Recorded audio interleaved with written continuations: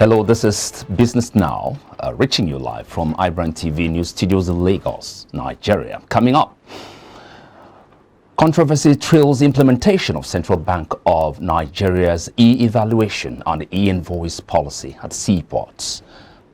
Britain to boost investments in renewable and climate change projects.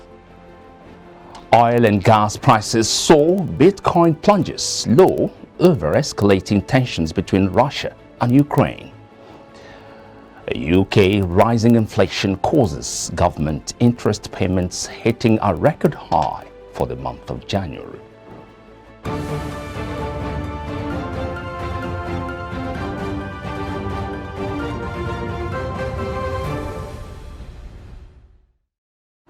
Hello again, and thanks very much for joining us. And here are business stories making headlines this hour. I'm Michael Nath. Passengers in the aviation sector are presently going through difficult times as the domestic airlines have jacked up airfares by a minimum of 100%, with a one-way economy ticket selling at over 50,000 naira. This coming barely less than 10 days after the airline operators in Nigeria had warned that the skyrocketing price of aviation fuel by over 100% to about 400 naira per litre with a year would lead to increase in the price of tickets in order to sustain their operations.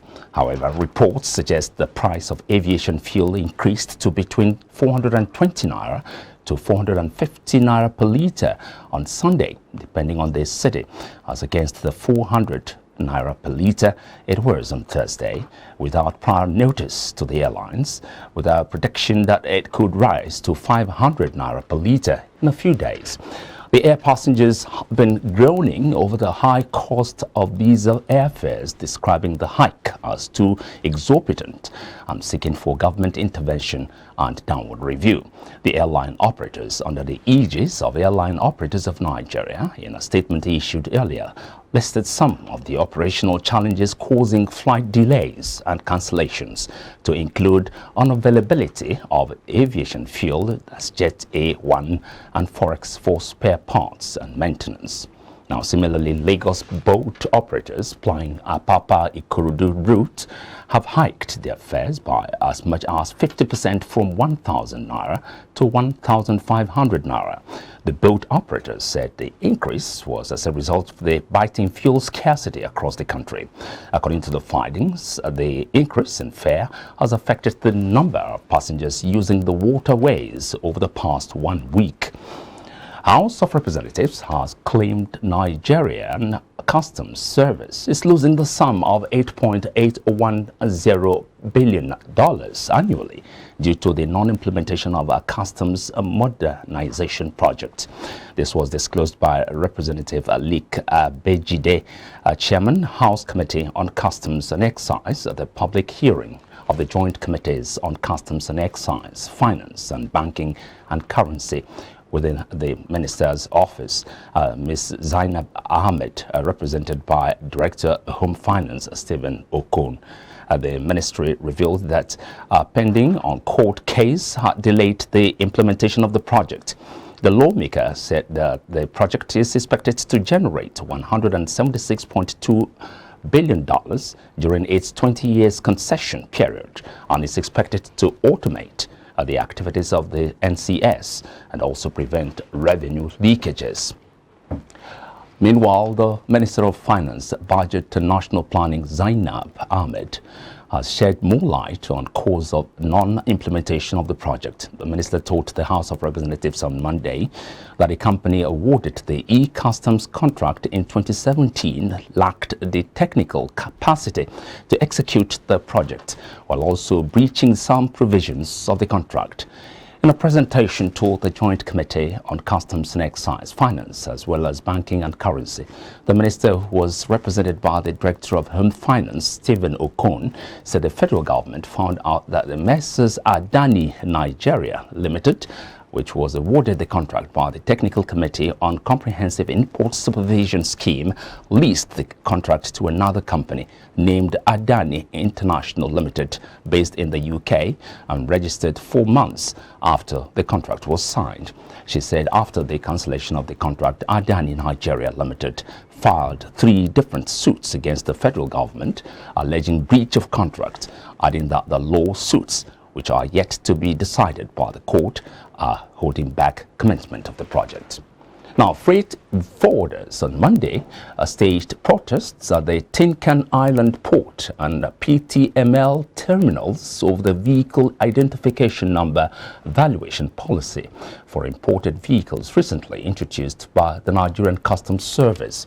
The protests follow the expiration of the 72-hour strike notice issued by all registered freight forwarding associations operating at the PTML terminal and Tin Can Island port in Lagos last week to the Controller General of Customs, Hamid Ali, over the anomalies surrounding the VIN valuation policy, which has reportedly led to the hike of the assessment value of imported vehicles by as much as 300%. The protesting agents sealed off Car Park C at the Tin Can Island port. They complained that there was no consideration for rebate and depreciation value in the valuation being issued on imported cars.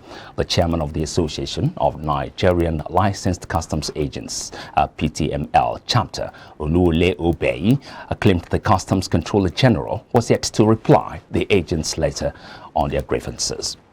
Now, Nigeria's foreign trade balance leapfrogged to a surplus of $1.1 billion in fourth quarter of 2021 as export value surpassed the import bill for the first time since third quarter 2019, representing 8 consecutive quarters of negative trade balance. This according to data on foreign trade obtained from the Central Bank of Nigeria. According to the data, Nigeria's international trade balance increased significantly from a deficit of $327 million recorded in the previous quarter to $1.1 billion in the fourth quarter of 2021. Similarly, when compared to the corresponding period of the previous year, Nigeria's trade balance increased by 115% from 7.57 billion deficit recorded in fourth quarter of 2021. Meanwhile, the aggregate trade balance for the year 2021 still lies in the negative region at $6.49 billion, although better than the $21.37 billion negative balance recorded in the preceding year. Britain plans to boost investments in renewable and climate change projects in Nigeria and will provide £10 million of support, Minister for Africa Vicky Ford said on her first trip to the country. Power demand in Nigeria vastly outstrips supply, meaning its 200 million inhabitants must either go without or rely on expensive fume-belching generators. Nigeria has capacity to produce an estimated 7,000 megawatts of power, but due to weak infrastructure, gas supply problems and water shortages, only a little more than half of that reaches the national grid. Now, Ford said the financing invested alongside Nigerian credit guarantee firm InfraCredit will help mobilize domestic pension and insurance investments and reduce risk for projects targeting off-grid and low-carbon ventures. The Nigerian Communications Commission says it is committed to the implementation of various regulatory initiatives and programs, especially the deployment of fiber infrastructure, with infrastructure companies to deploy broadband in all 774 local government areas of Nigeria. The Executive Vice Chairman and Chief Executive Officer of the NCC, Professor Umar Garba Dambata, disclosed this during an in-house interview at the Commission's head office in Abuja on Monday.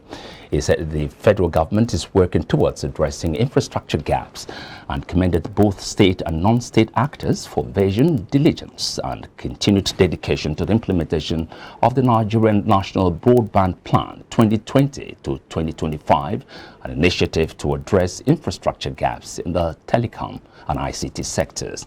Dangbata said that the availability of broadband insufficiency was non-negotiable and irreducible in the nation's strategy towards delivering pervasive telecom services.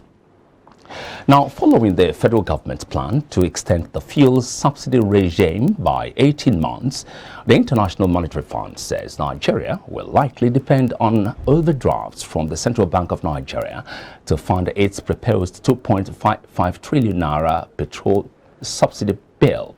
The IMF said this in its Nigeria Selected Issues paper report, which was prepared by a staff team of the fund as background documentation for its periodic consultation with Nigeria. According to the report, the fuel subsidy negatively affects the country's fiscal position, increasing fiscal deficit. The Washington-based lender said limpest fuel subsidies have a significant negative impact in Nigeria's fiscal position, which is estimated to increase the overall fiscal deficit by around 1 percentage point of the gross domestic product in 2021. IMF further stressed that the government would likely depend hugely on domestic financing sources, which include borrowing from the CBN, adding that a fuel subsidy has been a substantial burden on the country.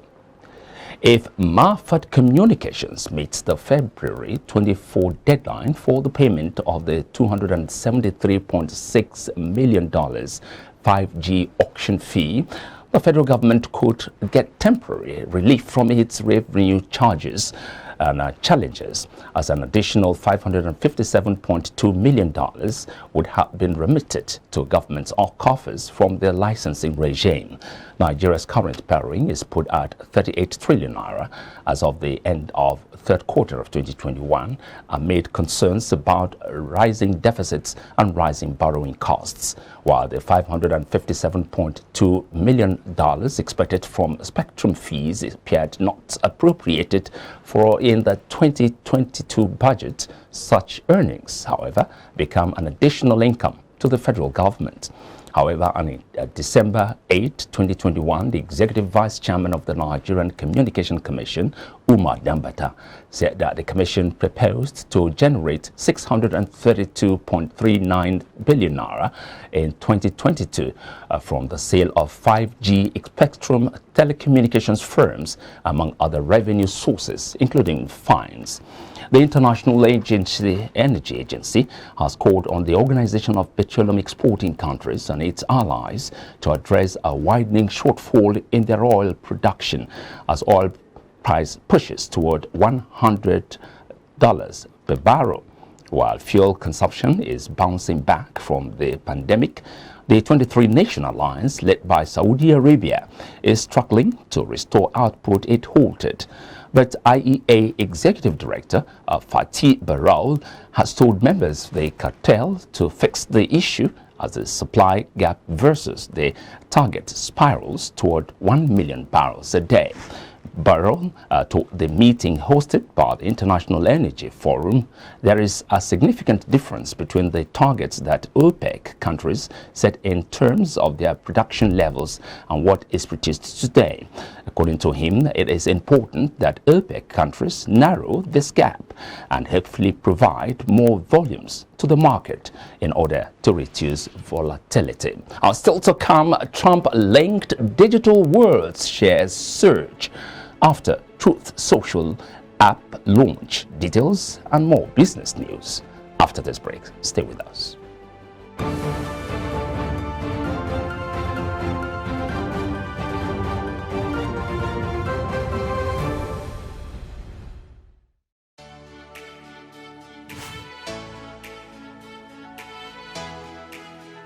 Most people don't understand the magic of the perfect skin, the allure of a well-pampered skin. We bounce from skincare products to skincare products. from spar to spar.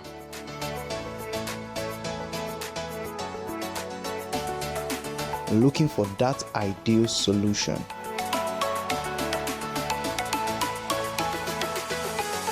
I found the solution.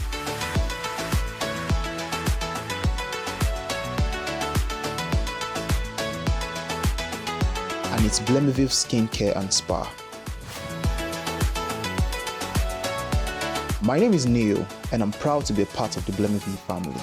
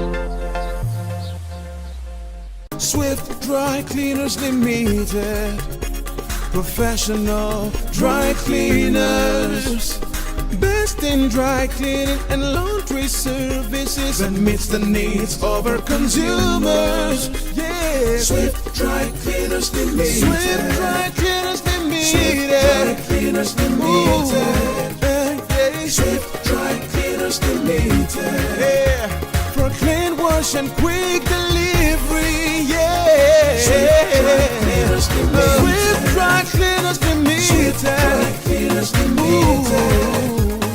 Swift Dry Cleaners Limited. For clean wash and quick delivery. Ooh.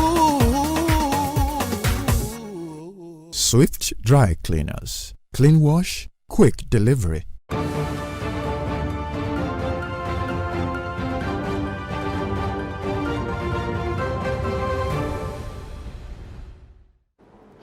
You're watching Business Now on our iBrandTV, Lagos. To Africa Scene now, Jambo, a startup based in Congo with operations in several African countries, has raised $7.5 million in seed funding to move the continent closer to financial prosperity through its Web3 ecosystem. The new fund will enable the startup to further its drive in line with building Africa's Web3 user acquisition portal by allowing users to lean or learn, play, and also earn at the same time, while also democratizing access to crypto-based income generation opportunities. The startup also disclosed that Jambo is testing out over 10 play-to-earn games, which will be launched in the next couple of months. Now, Singapore-based renewables developer and subsea engineering company G8 said today it has been picked as the provisional contractor to install a 65 megawatts floating solar plant within a hydropower complex in Ghana. The company has signed a letter in intent with the BUI Power Authority Ghana to deliver the project on a full turnkey basis. Now, the planned protovoltaic PV system, dubbed GPM65, will be installed at the 400 megawatts BUI hydro dam built on the Black Daughter River to lift the power generation capacity of the hydropower station. It will use G8's marine-engineered mooring and flotation technology and will be equipped with an advanced power management system. The project offers the option of adding energy storage capacity. The solar plant will be an extension to an existing 5 megawatts array. It is planned to become operational by the closing quarter of 2023. Foreign scene now with risk appetite dwindling because of escalating tensions between Russia and Ukraine. Bitcoin lost more than $2,000 as it plunged to a more than 2-week low after Russian President Vladimir Putin announced in a televised address that he would recognize 2 self-proclaimed separatist republics in eastern Ukraine and ordered troops to safeguard those areas. Bitcoin dropped as low as $36,000 on Tuesday morning in Asia. Earlier in the day, a Kremlin spokesperson said that there were no concrete plans for a summit between Putin and U.S. President Joe Biden, as some 150,000 Russian troops have reportedly inched nearer to the Ukraine border. Similarly, stocks slumped and oil surged to its highest in 7 years on Tuesday as Europe's eastern flank stood on the cusp of war after Russian President Vladimir Putin ordered troops into 2 breakaway regions of eastern Ukraine. The border Euro Stoxx 600 fell as much as 1.9% to a 7-month low before clawing back some of its losses. German stocks seem as much vulnerable due to the country's heavy reliance on Russian gas supplies, dropped more than 2%.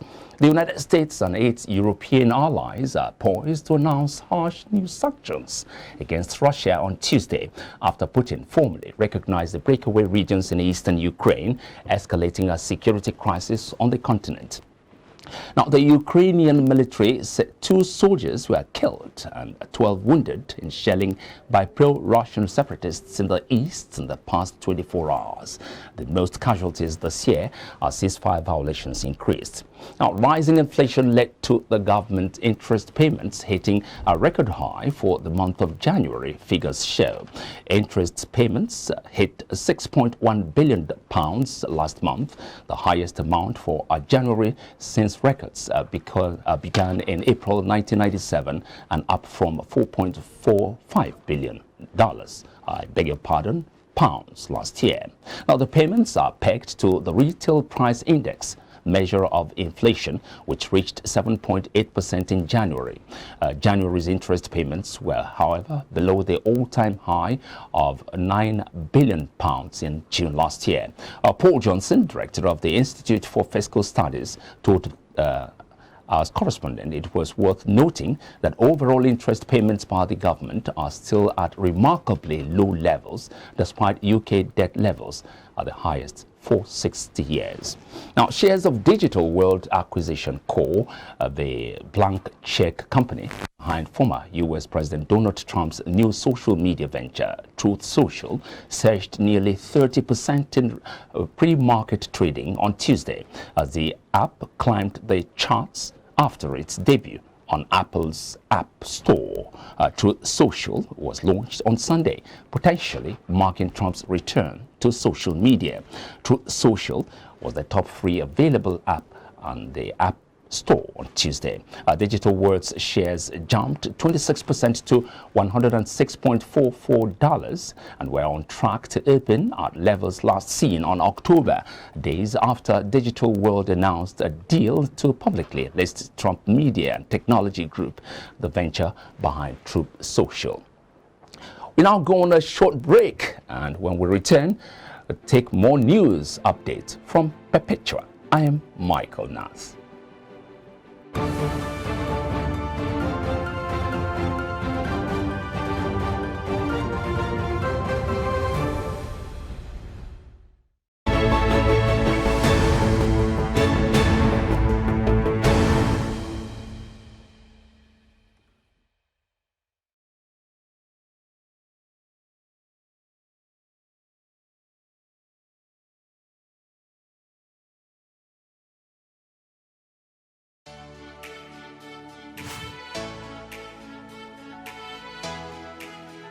Most people don't understand the magic of a perfect skin, the allure of a well-pampered skin.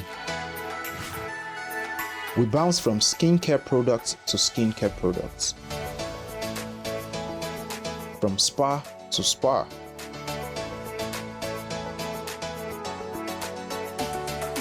Looking for that ideal solution.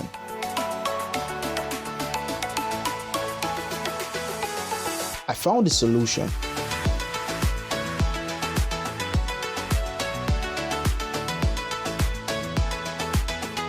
And it's Blemiville Skincare and Spa.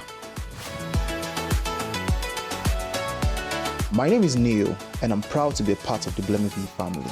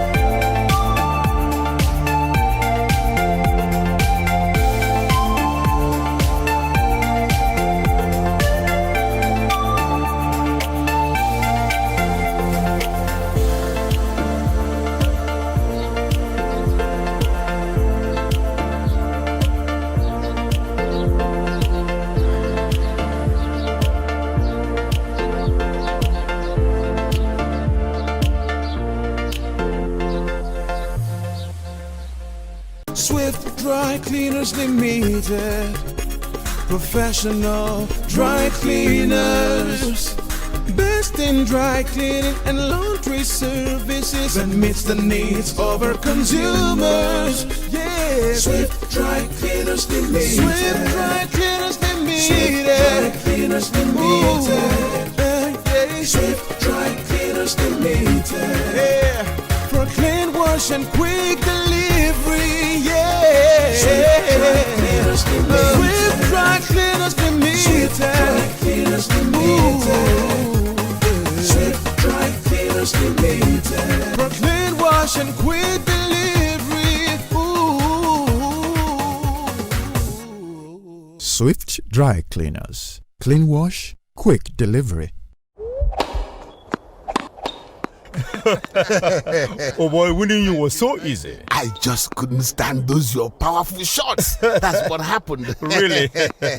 Let's go to my place for dinner. This fufu is so nice. It's through unripe plantain flour. True unripe plantain flour is delicious. Yes, true unripe plantain flour is what I serve my husband for swallows. It's easy to prepare, fortified with vitamin A, low in sugar and cholesterol, rich in fiber that helps the heart, builds and strengthens the bone, and his energy level is boosted. Through unripe plantain flour, no additives, 100% natural, a product of Pali Agro Products Nigeria. Through unripe plantain flour, available in all leading stores nationwide. Powerful looks command respect, they say.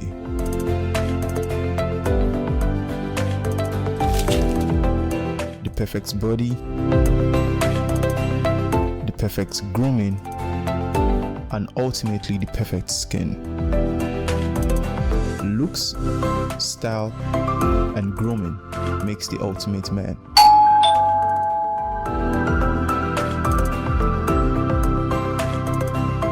I've found a ridiculously easy way to make my skin always feel epic.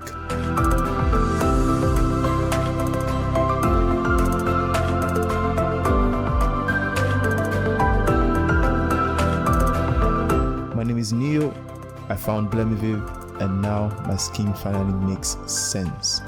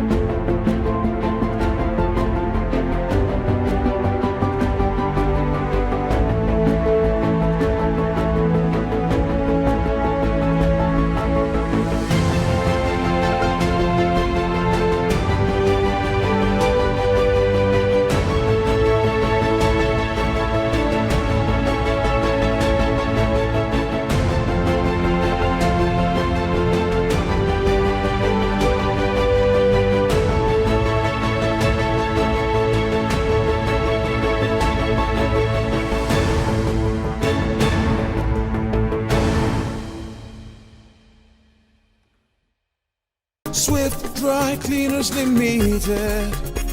Professional dry cleaners. Best in dry cleaning and laundry services that meets the needs of our consumers. Yeah. Swift Dry Cleaners Limited. Swift Dry Cleaners Limited. Swift Dry Cleaners Limited. Swift Dry Cleaners Limited. Yeah. For clean wash and quick delivery. Yeah. Swift Dry Cleaners Limited. Swift Dry Cleaners Limited. Swift Dry Cleaners Limited. Swift Dry Cleaners Limited. For clean wash and quick delivery. Ooh. Swift Dry Cleaners. Clean wash, quick delivery.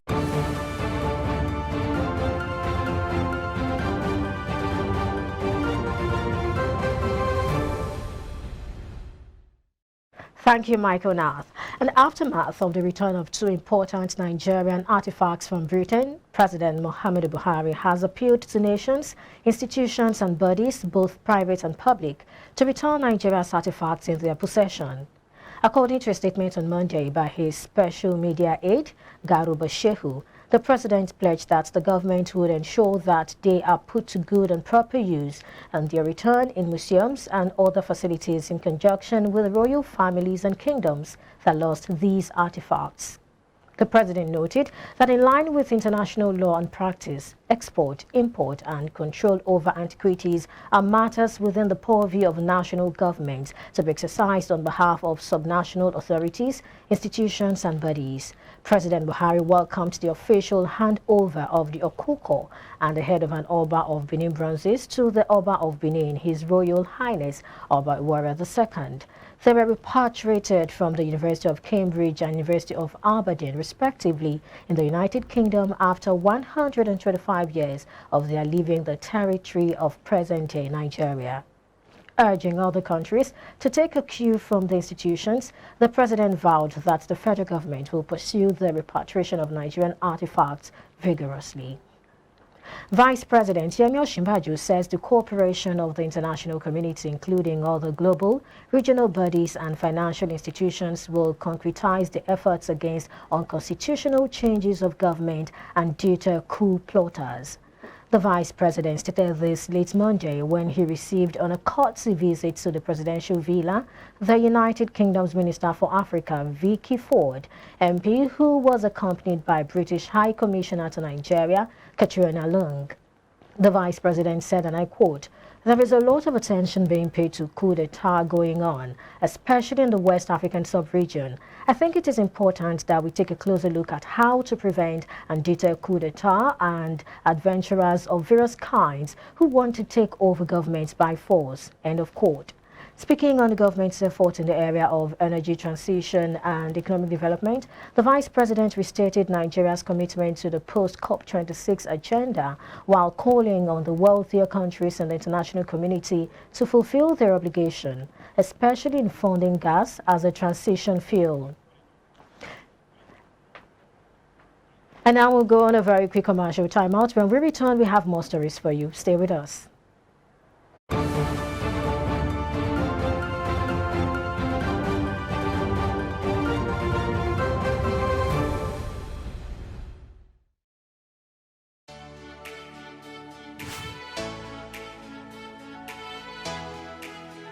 Most people don't understand the magic of a perfect skin, the allure of a well-pampered skin.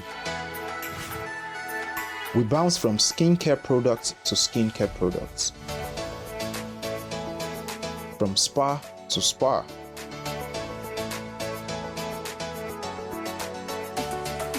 Looking for that ideal solution.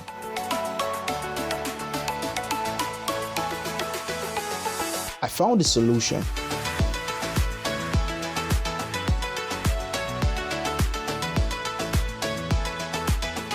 And it's Blemiville Skincare and Spa. My name is Neil, and I'm proud to be a part of the Blemiville family.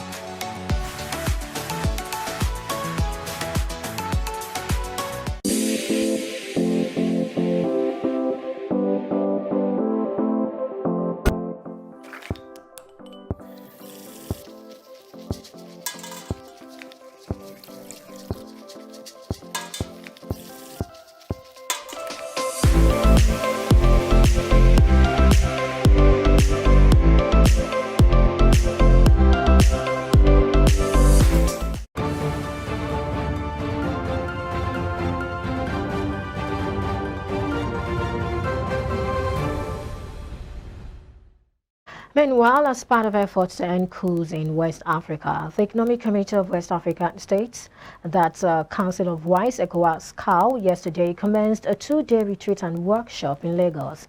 The workshop, among other things, aimed at developing modalities for operationalization of the Council and for members and the ECOWAS Commission to jointly develop and validate a 1-year plan of action.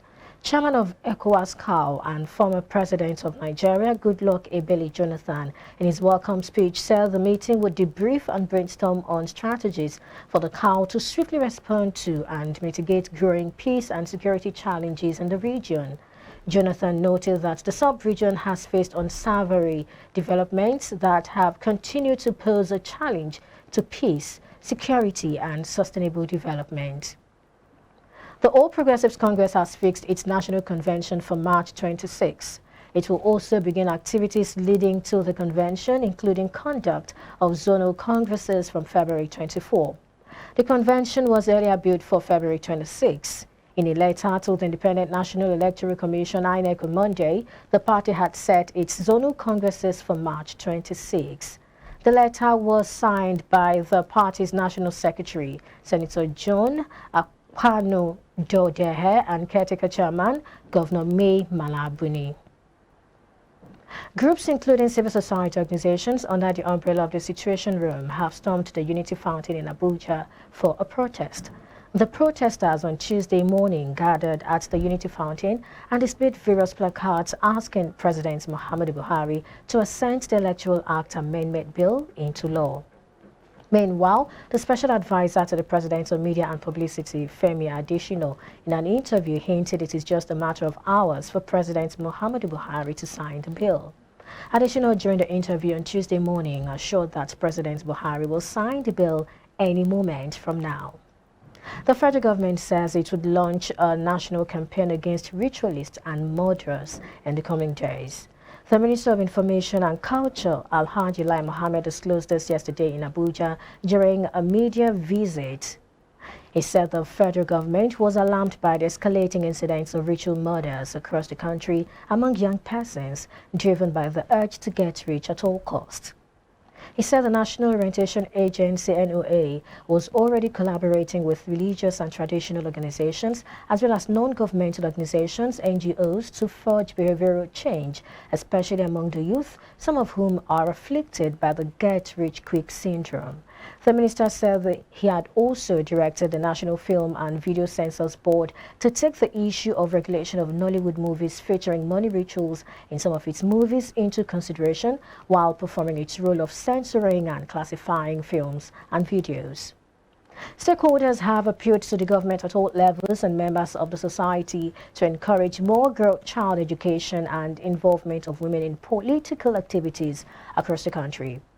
This admonition was made at the 70th anniversary of the Queen's School Old Girls Association held in Ibadan.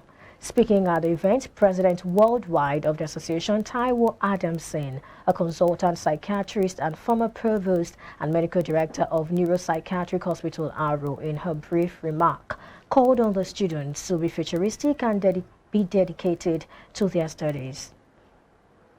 Constitutionally, we really don't have enough laws to protect the girl child education. We still have a lot of things that reduce the access of the girl child to education. That the mother's influence on the children is very significant. And a well-educated mother produces children that are high performing. And so till we start doing that, we're not really going to really achieve the kind of development that we want. Queen's School, it was in Ede at that time, 1958 to 1962. I was even a school prefect in my final year. I'm so happy that I'm on it. And I hope the young girls, will continue where we left. Because the motto of our school is pass on the torch. We are passing it on to the young people. And I hope that they will even do better than us. They are seeking to reposition their school. The school was one of the most outstanding schools in Nigeria. and it now requires a lot of effort to reposition it. And as old girls, they've determined to give back to the society. We must develop our society. Women should have equal opportunities and equal rights, not just in name, but in actual action. And developing the girl child is developing the society. Women are the pillars of any society. They are pillars of the home. They are pillars of the society. If a man is a top man in politics, you don't have a stable home. It always affects that person. Everybody knows that. So it was 16th of February 1952 to 16th of February 2022. 70 years. And we school all girls headed by set out to celebrate its time. The Niger Delta Development Commission, NDDC, has denied paying 20 billion naira to ghost contractors. The Commission urged the Nigerians to disregard these self-seeking elements and the concocted figments of their blurred imagination. A statement by the Director, Corporate Affairs of the NDDC, Dr. Ibitoye Abosede, described as untrue the spurious publication in some dailies and online news channels by some Ijaw youth groups. Abosede said, and I quote, "The NDDC wants to state categorically that it did not pay any 20 billion naira to any ghost contractor or anyone for that matter as demonically alleged by the group." The said sponsored group, who claims to be Ijaw Youth, further called for the probe of monies that were never spent by the Commission. This is not only laughable but also most unfortunate. The public is hereby put on notice that these spurious lies are being masterminded, fabricated and orchestrated by persons who are positioning their relatives and associates for ultimate appointments into the board of the NDDC. End of quote. Abba Kyari, the detained Deputy Commissioner of Police, has demanded 500 million naira in damages against the National Drug Law Enforcement Agency, NDLEA, over his alleged unlawful detention. In a fundamental rights enforcement suit, Mr. Kyari also sought an order restraining NDLEA, its agents, servants, privies, police or anyone acting on their behalf from further harassing, detaining, intimidating and arresting him unlawfully. Recall the NDLEA had arrested Mr. Kyari on February 14 on the allegation of his involvement in a case of illicit drug trafficking involving a perpetual transnational drug cartel. Mr. Kyari has since then been detained in their custody. In his originating summons, Mr. Kyari, through his lawyer, is seeking the enforcement of his fundamental human rights enshrined under the 1999 Constitution and Article 6 of the African Charter on Human and People's Rights, Ratification and Enforcement Act. He sought the court to declare his arrest and continued detention by the NDLEA without bringing him before a court of competent jurisdiction from February 12 to date as illegal, unlawful, and a gross violation of his fundamental rights. And now we'll go on a very quick commercial break, and when we return, we'll bring you African news. Stay with us.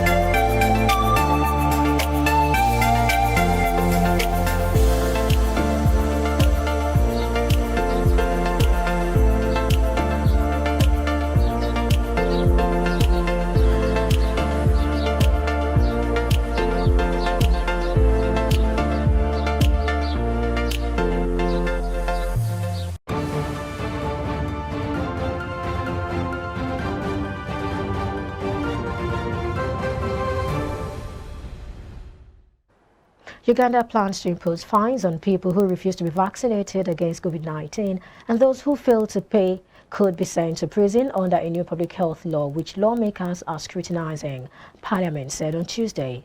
Although the East African country started administering COVID-19 jabs nearly a year ago, only about 16 million jabs have been administered in a population of 45 million, with officials blaming widespread reluctance for the low coverage. Parliament's House Health Committee has begun scrutinizing Public Health Amendment Bill 2021, which seeks to make coronavirus vaccinations mandatory. The new law proposes a fine of 4 million Ugandan shillings for those who fail to get vaccinated. Libya's interim prime minister on Monday announced a plan for elections in the summer as he seeks to stay in office despite a push by parliament to dislodge him in favor of a new government. Abdul Hamid al-Dabar, who heads the Government of National Unity GNU in the west of the country, repeated his vow to step down only after a national vote, defying the eastern-based parliament's designation of former Interior Minister Fathi Bashagha to replace him as Prime Minister.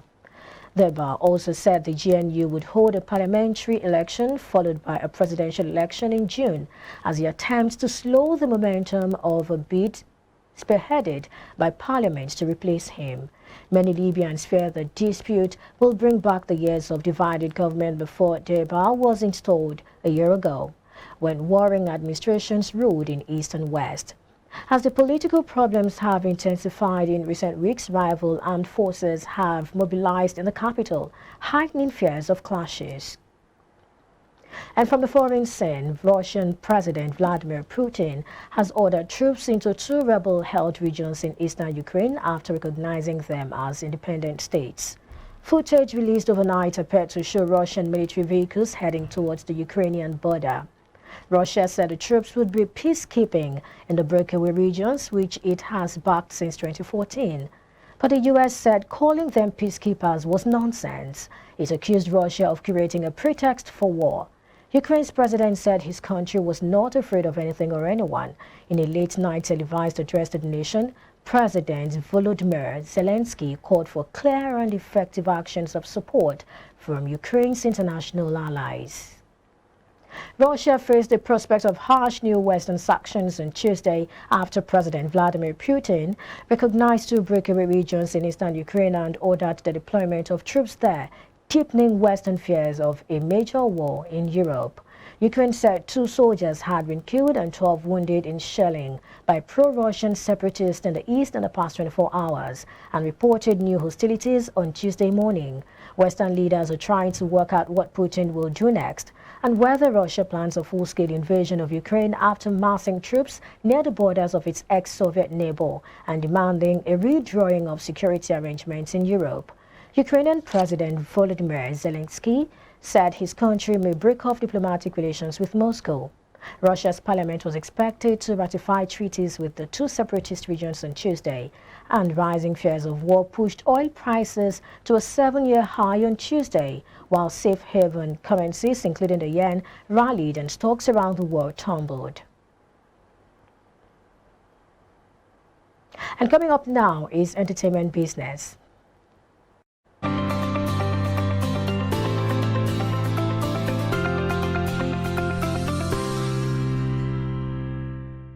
Hello and welcome to Entertainment Business. I am Chioma Amariwulam.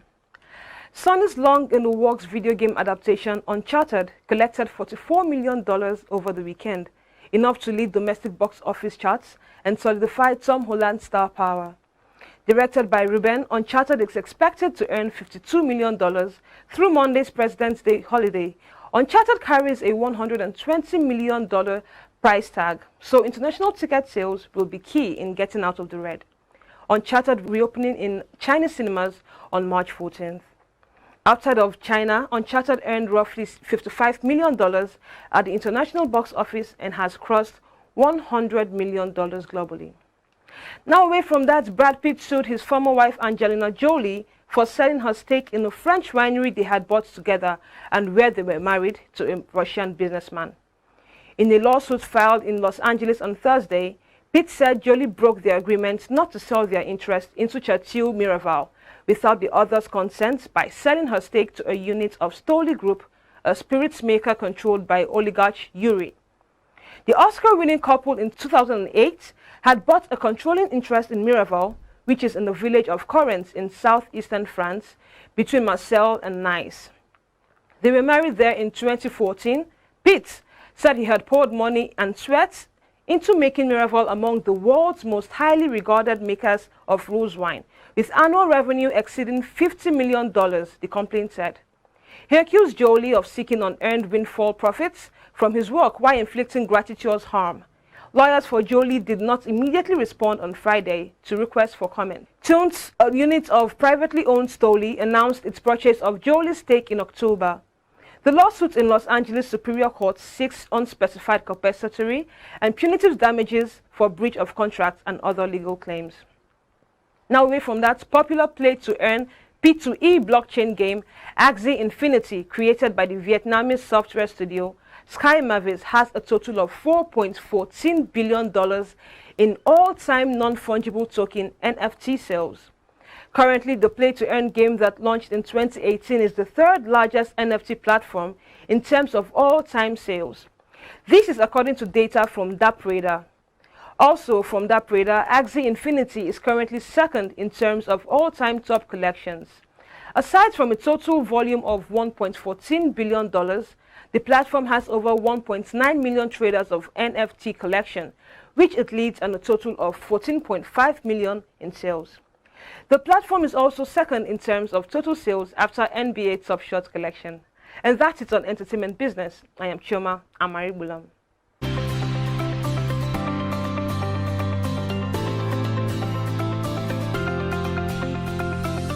Thank you, Chioma. Now we'll join Samson for Sports Business.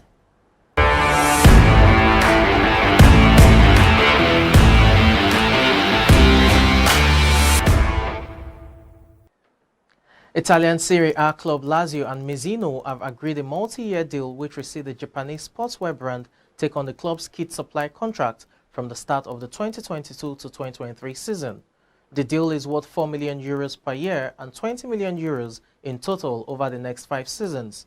Mizuno will become the kit supplier for the Lazio's men's, women's and youth teams from the start of next season, as well as gaining prime branding inventory across the Rome-based outfit's assets.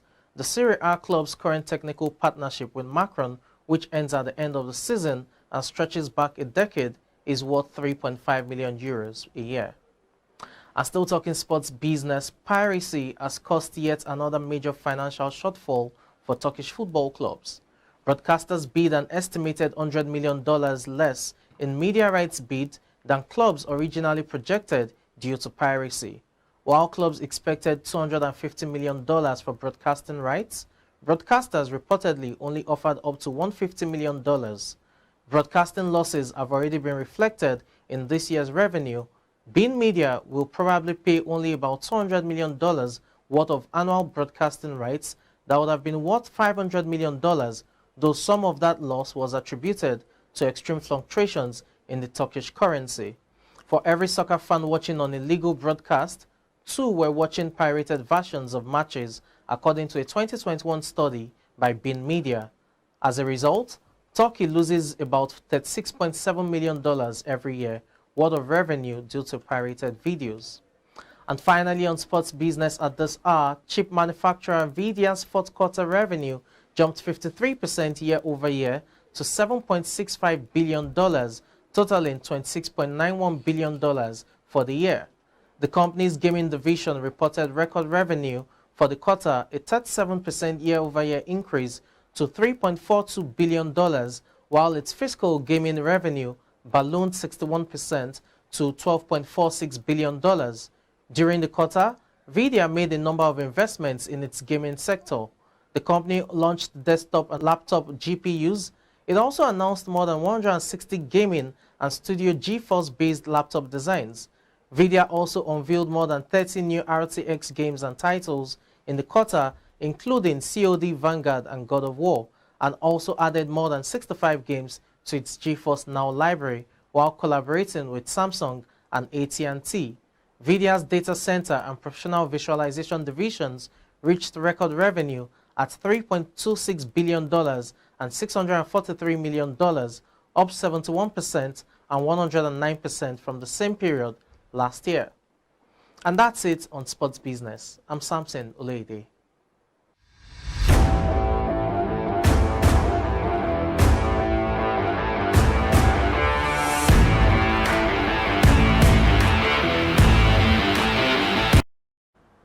It's a wrap on the news. Many thanks for watching. I am Perpetua Fasami Peter. To enjoy the rest of the day. Bye for now.